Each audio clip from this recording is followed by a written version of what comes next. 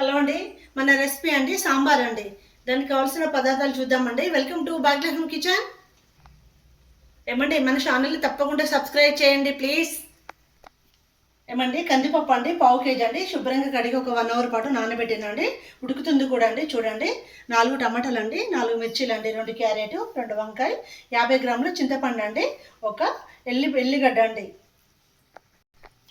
ఏమంటే చింతపండు కూడా అండి ఒక 1/2 అవర్ పాటు నానబెట్టండి, వడగట్టినండి.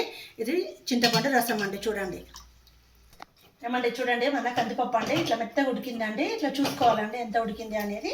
చూడండి, మనకు తెలిసిపోతుందండి ఉడికేటప్పుడు.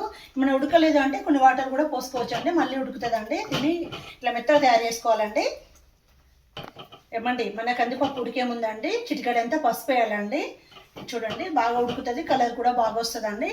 ఇప్పుడు అంటే మనం ఇందులో అండి ఇప్పుడు కట్ చేసి పెట్టుకుందాం కదండి, టమాటా, క్యారెట్, పచ్చిమిర్చి, వంకాయ ఇవన్నీ వేద్దామండి. వంకాయలు కూడా వేస్తున్నాండి. చూడండి, ఇవి మొత్తం కలుపుదామండి. కలిపి తర్వాత అంటే మనం టమాటా రసం పోద్దామండి.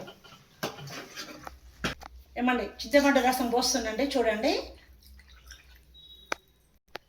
ఏమండి, 4 రెమ్మలు కరివేపాకు అండి. ఖచ్చితంగా సాంబార్లో కరివేపాకు ఉంటే బాగుంటుందండి. కొత్తిమీర అండి. ఇవన్నీ మరగబెడదామండి ఒక 5 నిమిషాల పాటు.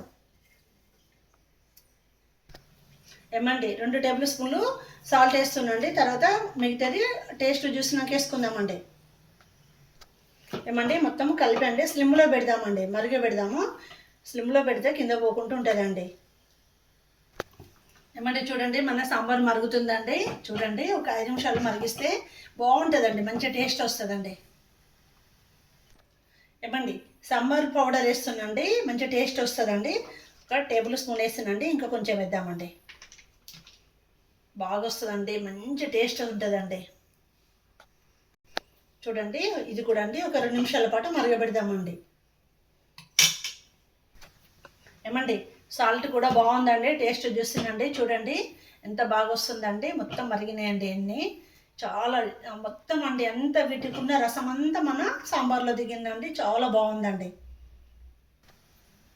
ఏమండి, మన సాంబార్ మరిగిందండి. మనం మిగతాదండి ప్రాసెస్ అండి ఇప్పుడు పోపు పెట్టుకుందామండి.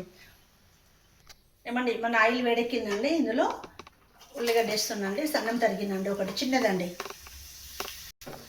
ఏమండి, కొంచెం ఉల్లిగడ్డ ఫ్రై అయినాకండి, కొంచెం అండి ఒక 25% ఫ్రై అయినాక మిగతా ప్రాసెస్ చూద్దాం. ఏమండి, ఇప్పుడు ఆవాలు వేస్తున్నాండి. చిల్లకుంటండి ఎప్పుడైనా అండి ఇట్లా వేసుకోవచ్చండి. ఆవాలకు కొంచెం వేడి సరిపోతుందండి.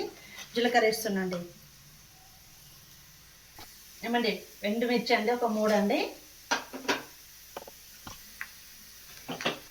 ఏమండి, వెల్లుల్లి జీలకర్ర పేస్ట్ అండి, ఇది కూడా వేద్దామండి ఆయిల్లో. ఏమండి, ఇవి గోల్డ్ కలర్ వచ్చే వరకు మనము ఫ్రై చేయాలండి. వీటిని ఇట్లా వేపుతూ ఉండాలి. ఏమండి, మెంతి పౌడర్ అండి వేయించిందండి. కరివేపాకు 2 రెమ్మలండి. మొత్తం ఒకసారి కలుపుదామండి. ఏమండి, చిటికెడు ఇంగు అండి, చిటికెడు పసుపు వేస్తుందండి. ఏమండి, కొంచెం కొత్తిమీర అండి. ఏమండి, మొత్తం ఇది ప్రిపేర్ అయిపోయిందండి. మన సాంబార్లో కలిపేద్దామండి. చూడండి ఎంత బాగా వస్తుందండి. ఏమండి, మన సాంబార్ చూడండి ఎంత బాగుందండి. టేస్ట్ కూడా చాలా బాగుందండి. మీరు కూడా తప్పకుండా రెడీ చేయండి. మన సాంబార్ రెడీ అండి. థ్యాంక్ యూ అండి.